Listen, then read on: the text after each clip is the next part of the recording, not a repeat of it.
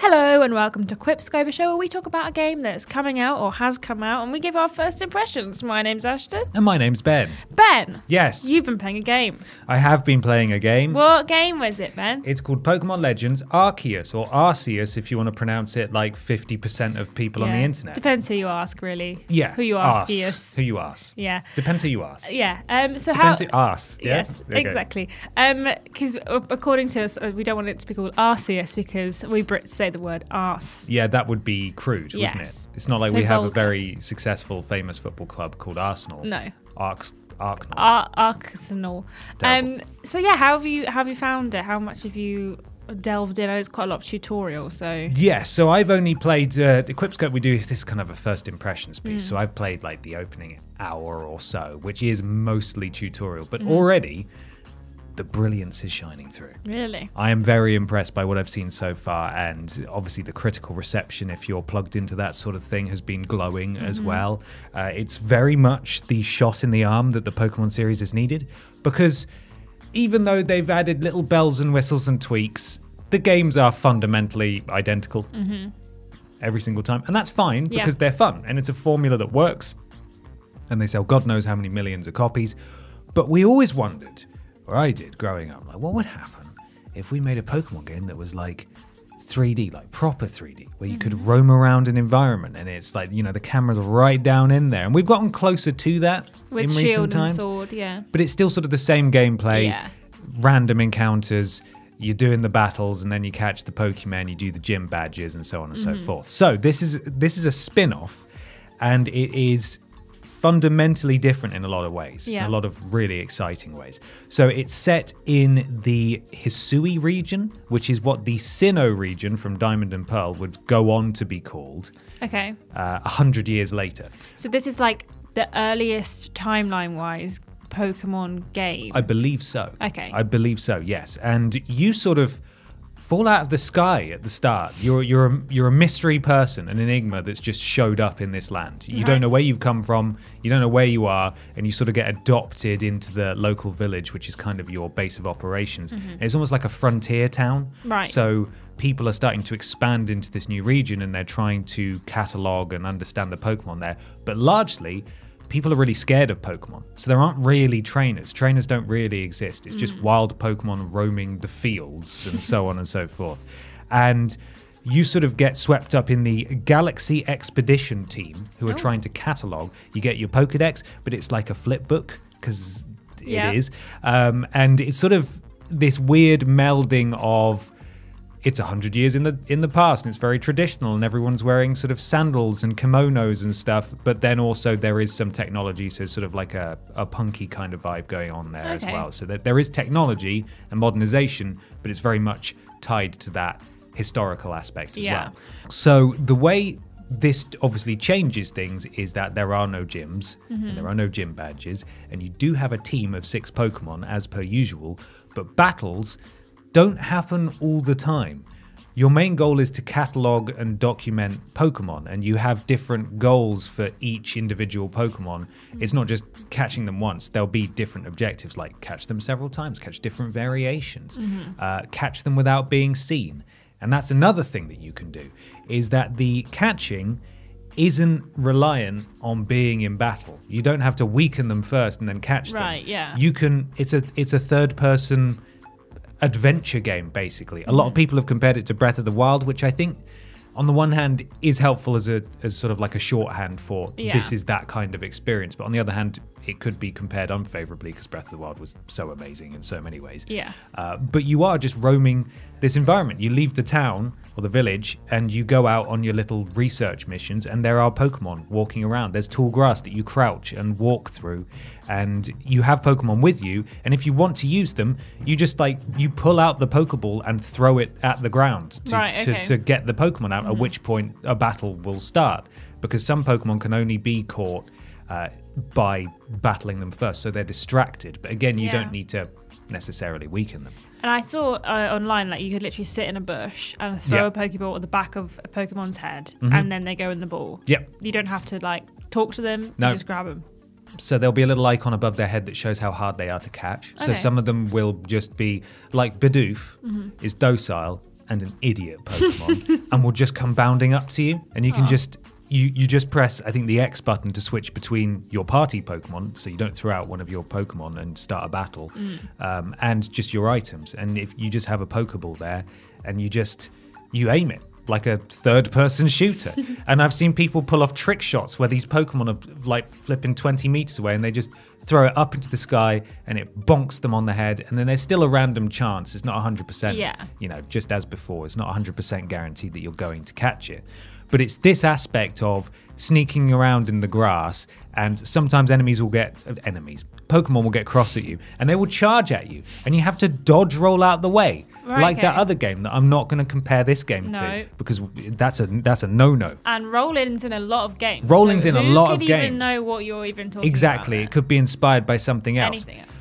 But more than ever, it doesn't feel like you are sort of just walking around waiting to do anything interesting in the game. And anything interesting in the game in that sense was always using your Pokemon. This time you actually feel like you're in this world, and it's quite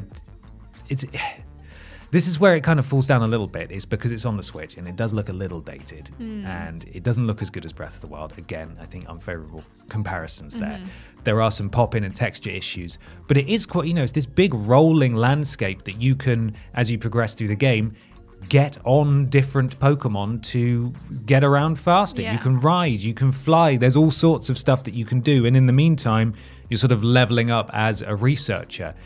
And there's this core story, at least, that's kicking off at the moment, and I don't know where it's going to go, or if indeed it's going to go anywhere, where you're an unknown quantity to these people, and they're like, okay, we'll take a chance on you, and then you catch a couple of Pokemon, they go, oh my god, this guy's amazing. And I was saying to Kieran, one of our editors, who's looking forward to this game, that it reminds me a lot, so far at least, of the sort of plot that ran through Mystery Dungeon, where you were a human that got transformed into a Pokemon. And there was sort of this theme running through, like, this guy's awesome. He's the chosen one. He's the special guy. And that's I'm getting the same vibe from this, because everyone's just so impressed by everything that you do, that it's quite an interesting take on the formula. So that's the general thrust of what you do in this game. You explore the big open environments, you catch the Pokemon, you don't have to battle them anymore, but the battling is slightly different as well, in that while it's still turn-based, you're able to just run around as yourself during the battle, just like round the outskirts of the fight. You can stand in the middle of it if you like, and you just sort of stumble backwards if you get hit by a move. But yeah. Isn't it like agility based as well? Like you can get Pokemon that are fast attackers. I think so, yeah. When you get later on into the game, you can, I think, skip a go to hit twice as hard, basically, to sort of like power up your different moves. But at the end of, similarly to Let's Go Eevee and Let's Go Pikachu and some of the more recent games, there's an XP share thing that goes on. So every time you catch a Pokemon, everyone in your party gets XP. Yeah. Every time you defeat a Pokemon, or a trainer, whenever you come across those, everyone in your party gets XP. So there's always stuff leveling up. There's various quality of life things as well, like you don't have to name your Pokemon as soon as you catch it and then have to go to a special guy in a special town to change it later on. You can just change it from the menu whenever you want. When a Pokemon reaches the criteria to evolve, you can just select them from your party and select evolve, so you don't have to keep mashing B every time. You want to just keep your cute Charmander, you want to keep your cute Charmander for a while. So there's all sorts, but it's just the general setting that I find super intriguing. It just seems cool and different, and it's what Pokemon has needed so desperately for so long. Because I know that you were a little bit apprehensive about the new Pokemon, because these aren't Pokemon that necessarily are known to everyone. Yeah, there's a lot of Pokemon now. Yeah, there are. Is this kind of what you wanted? Because I know that you were struggling with, like, you didn't really like Sword and Shield, so it wasn't really up your bag, but you're a big fan of like the old school Pokemon games. Is this kind of drawing you in again a little bit? I like Gen 1 and 2. Yeah. So the first 250 Pokemon, we're talking up to Pokemon Crystal. And after which point I kind of fell off. And I've played a few Pokemon games over the years. I played Black and Black 2, and I think I played Sun, and I tried Sword but didn't really like it. Yeah. But I loved Let's Go Eevee, even though it was massively simplified because it was set in the Gen 1 area again. So this has got a mixture. I have seen a pretty even spread of different gens so far, so much so that I've recognized at least all the Pokemon that I've seen, and I've not thought, what's an ice cream doing here? Why is the ice cream Pokemon? That's objectively silly. But the 3 starters, I believe, are just from different generations. You get to choose 3 starters. So there's is it no, what's he called? Oshawott, yes, because that's the one that Kieran wants. He's like a little otter. Okay. Yeah. There's Cyndaquil. I know that one. He's a starter from Gen 2, so I chose Cyndaquil. Okay. And then there's Rowlet, the little owl, leaf owl, which I think is from the most recent ones, right? Sword and Shield? I think it's from Sword. Okay. Potentially, because I think it's the monkey and Shield.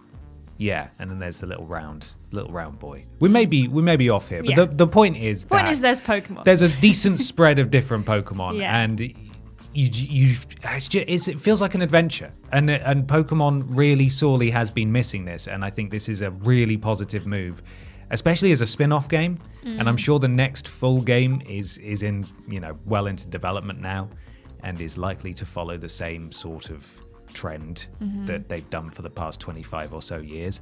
But I sincerely hope that we see another game like this. Say, for example, if they did this, but it was set 100 years before people really knew what was going on in Kanto. So it was just the first gen Pokemon, and it was like, oh, it's Mount Moon, but like before people were really brave enough to explore it. That'd be cool. I'd love that. So this gets a resounding recommendation from me. Cool. If you are a lapsed Pokemon player, or if you're on the fence about this, or if you just want to play a Pokemon game, you've never really tried them, and you liked Breath of the Wild. And again, it's not exactly the same as Breath of the Wild, to be clear, but it's pretty close in terms of what it's trying to do for the series. Yeah. So I would recommend it very much. I'm looking forward to playing some more of it, and that's all I got to say. That's all I've got. Amazing. So now is the bit that I'm a bit rusty on, because we've not done a QuipScope in a while, because we had didn't have much coming out in December, so we've not done any quips and smart moments. So here's my best attempt. Pokemon Legends Arceus. More like Pokemon Legends Arses in the Seats, because this game's good. Hey, I don't even think I need to follow that up with another one. I think you should. It's that good. No, I'm gonna let that one hang until the next QuipScope we do, so everyone can think about it and how good it was. Yeah, and the next time they can go, wow, Ashton, you really nailed that. You really nailed that. Yeah. At Scrambled Ashton, tell her just how well she did. That was a really good. Hey, at Scrambled Ashton, that was a really good pun. I'm glad Ben didn't ruin it with a follow-up. Yeah. Brilliant. Cool. Okay, we're going to go now. Thanks for listening / watching, everyone. Bye.